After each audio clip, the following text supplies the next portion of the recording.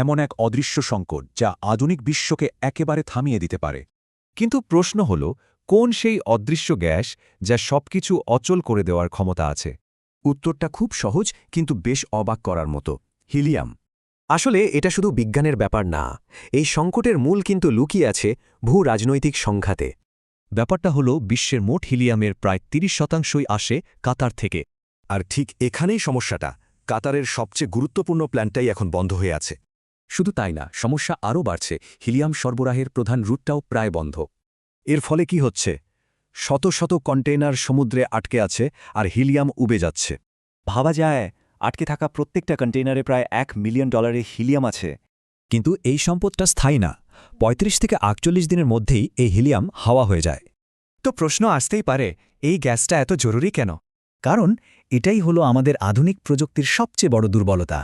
AI হোক বা smartphone, সবকিছুর মূলে কিন্তু রয়েছে সেমিকন্ডাক্টর চিপ।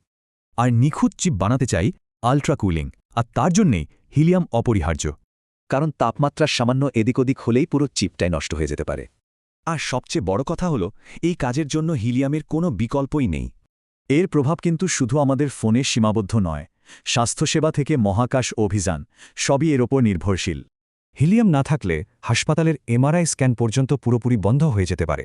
এর ফলে ইলেকট্রনিক্স থেকে শুরু করে অটোমোবাইল, সব বড় শিল্পই সংকটে পড়ছে। তাহলে কি অন্য কোথাও থেকে হিলিয়াম পাওয়ার কোনো উপায় নেই? কিন্তু সমাধানটা অত সহজ না।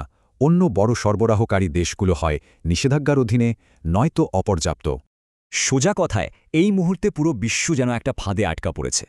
মজার ব্যাপার হলো যে অদৃশ্য গ্যাসটা আমরা পার্টির বেলুনে ব্যবহার করি। সেই একই গ্যাস এখন এআই, হাসপাতাল, এমনকি বিশ্ব অর্থনীতিকেও থামিয়ে দিতে পারে।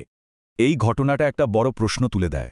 আমাদের এই জটিল পৃথিবীতে আর কোন কোন অদৃশ্য সুতো সবকিছুকে ধরে রেখেছে?